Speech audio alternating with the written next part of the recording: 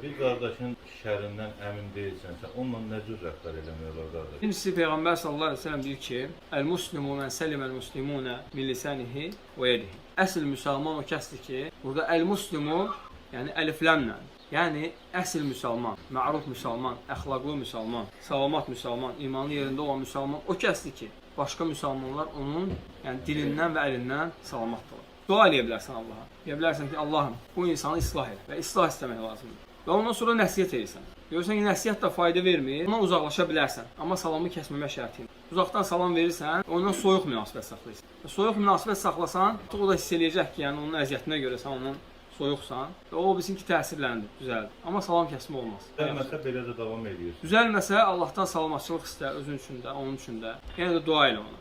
Bəla dua eləmək olmaz. Və bilsin ki, o nə qədər ki, qardaşlara əziyyət verir, yəni onun cəzasını görəcək. Çünki əl-cəza'u min cinsin əməl. Cəza əməlin növünə uyğundur, o əziyyət ona dəyəcək nə vaxtsa.